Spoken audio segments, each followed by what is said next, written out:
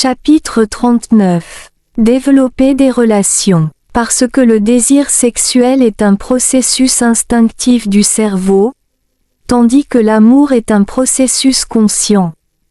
Au début d'une relation, ces deux processus sont étroitement liés de manière à ce que l'on ne puisse pas distinguer quand l'un se produit instinctivement et l'autre consciemment. On peut tomber amoureux d'une femme parce que sa beauté vous attire, et c'est un élan instinctif, qui est en fait assez similaire à ce que vous ressentez lorsque vous avez faim et qu'un repas appétissant est placé devant vous. Le désir de consommer cette nourriture est donc une impulsion dictée par l'instinct, mais vous ne ressentez pas d'amour pour la nourriture, expliqua-t-elle. Oh! C'est une perspective nouvelle, m'exclamai-je. Et c'est là que le problème commence, dit Koharu. Ici, nous n'avons pas du tout ce problème parce que, qu'il y ait des désirs sexuels ou non, nous avons déjà atteint le plus haut niveau d'amour. Mais dans votre monde Gaïa, les gens ne s'aiment pas fondamentalement assez. Leur amour est encore à un niveau très bas. Comme vous n'avez pas l'amour comme fondation, prétendre aimer conduit à la souffrance. Certains peuvent prétendre qu'ils sont tombés hors de l'amour, ce qui n'est pas vrai car ce n'était pas de l'amour dès le début. Ce qu'ils avaient n'était pas un amour véritable mais simplement une expression futile pour maintenir une relation en vie. En fin de compte, sans véritable amour, tout désir sexuel perdrait ses associations significatives et belles. En conséquence, de nombreux problèmes différents entre les deux parties surgiraient, et leur relation finirait par souffrir en raison de leurs pensées et idées conflictuelles, de leurs besoins incompatibles, et de leurs points de vue différents, ajouta Koharu. Ces problèmes n'apparaissent pas pour un couple qui partage un amour véritable car ils penseraient toujours positivement et se tiendraient mutuellement dans le plus grand honneur et respect. Par exemple, si la femme que vous aimez profondément parle négativement de vous, vous seriez assez gracieux pour ne pas répondre. Au lieu de cela, vous pourriez penser qu'elle n'a aucune mauvaise intention envers vous et qu'elle essaie seulement de vous guider pour faire les bonnes choses. Au contraire, si vous n'aimez pas du tout cette femme, vous penserez et répondrez toujours négativement à tout ce qu'elle dit. Cela mettrait certainement fin à la relation. C'est pourquoi les gens de votre monde aspirent à l'amour. C'est un signe clair qui vous dit que l'amour n'a jamais existé dans leur relation depuis le début. Ils continueront le cycle sans fin de toujours chercher un nouvel amour, s'accrochant sans but à n'importe quelle relation, luttant pour y mettre fin lorsqu'elle devient insoutenable, et recommençant à zéro en cherchant encore et encore un nouvel amour.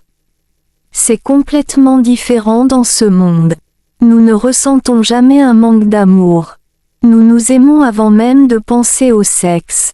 Faire l'amour et avoir des enfants ensemble est alors le seul résultat qui nous lie encore plus étroitement. Koharu cessa de parler et prit mes mains. Mon cher, c'est le véritable amour, pas ce genre d'amour que tout votre monde recherche. Je t'aime non pas parce que nous avons une relation sexuelle, car je t'ai profondément aimé avant cela. Cet amour ne cessera jamais, quoi qu'il arrive. Je sais. Répondis-je, sans vraiment savoir quoi lui dire, mais je savais qu'il devait y avoir un sens plus profond derrière ce qu'elle m'avait dit. Maintenant, nous ferions mieux de partir. Nous avons déjà beaucoup de retard. Normalement, nous serions déjà arrivés, mais maintenant, nous ne sommes qu'à mi-chemin de la maison de mon grand-père, dit-elle. Allons-y, dis-je en me levant, ramassant les épluchures des fruits que nous avions mangés, et en plaçant les rouleaux de papier sur le dos de Koharu et mes épaules avant de reprendre notre voyage. Le paysage le long de cette partie de la route était différent de celui de la première moitié de notre voyage car nous marchions à travers une plaine entourée de collines basses et commencions à voir des maisons. Chaque fois que nous passions devant une maison, nous étions chaleureusement accueillis par les propriétaires et les membres de leur famille.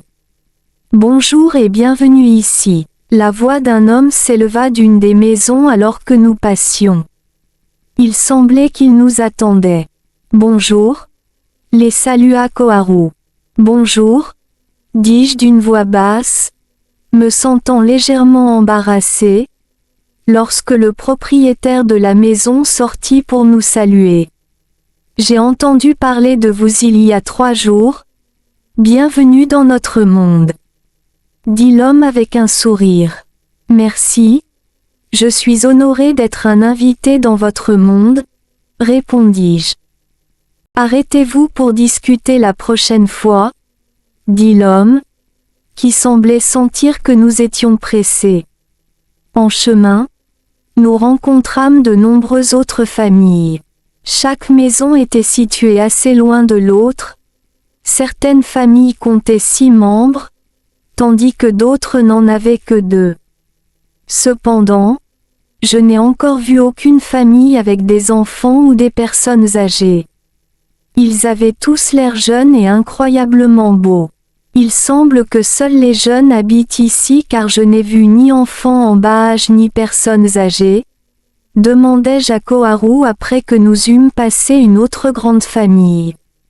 Vous voyez rarement des personnes âgées ici parce que leur corps reste jeune même s'ils ont des centaines de milliers, voire des millions d'années, répondit-elle. Voyez cette famille là-bas, la personne debout devant a 2 millions d'années. Les 5 autres ont entre 3 et 7 000 ans. Si vous voyez quelqu'un de vieux avec le dos courbé, les cheveux blancs et la peau ridée, il serait juste de supposer qu'il ou elle vient de Gaïa. Cependant, il y en a très peu. Comme ton père, Yoshida, demandai-je. Oui, bien que mon père paraisse beaucoup plus jeune comparé aux gens de votre monde, il ne vivra pas plus de 200 ans car ses cellules corporelles n'ont pas le code de la jeunesse dès la naissance, répondit-elle. Je suis désolée, mais si ton père décède, ne vas-tu pas le regretter? Demandai-je. Dans notre société, nous ne considérons pas la mort comme une séparation pour toujours. Ce n'est qu'une transformation vers un nouvel être qui convient mieux à l'âme. Dans le cas de mon père, il doit se transformer en un nouvel être plus adapté car son âme aura déjà atteint le plus haut état d'équilibre. Une personne meurt physiquement. Nous pouvons toujours communiquer avec l'âme du défunt par télépathie à tout moment. Par conséquent, qu'une personne soit morte ou vivante, il n'y a aucune différence. Nous penserons seulement qu'il est en vacances quelque part. Et le plus important, c'est que c'est le dernier endroit où nous pouvons tous vivre ensemble sous une forme physique. Un jour, il renaîtra dans notre famille pour vivre avec nous à nouveau. Mais nous devons attendre le moment où nous pourrons tous retourner à la source, ou, en d'autres termes, l'endroit d'où nous venons tous à l'origine.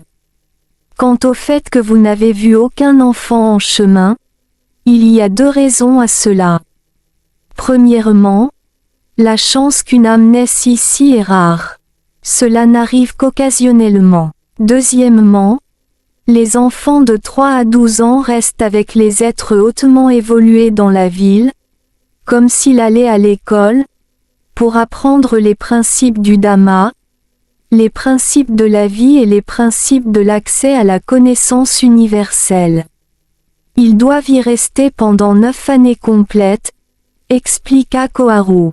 Il nous fallut environ 4 à 5 heures pour arriver à un endroit où le paysage était étrangement différent de ce qu'il était avant. Il y avait beaucoup plus de pierres que de sol, et les arbres étaient plus petits, mais ils étaient beaux à leur manière. On aurait dit un jardin de bonsaï magnifiquement conçu. La plupart des pierres étaient d'un rouge foncé, et certaines étaient aussi grandes qu'une colline entière. Après avoir contourné ce gros rocher, nous arriverons enfin à la maison de mon grand-père, dit Koharu, m'indiquant combien de temps il nous restait à marcher. Il semble que ce ne soit pas très loin d'ici, dis-je. Ce n'est pas loin en fait, mais c'est un peu difficile de marcher car il y a des pierres rondes le long du chemin. Alors fais attention à ne pas glisser et tomber sur l'une d'elles, avertit Koharu.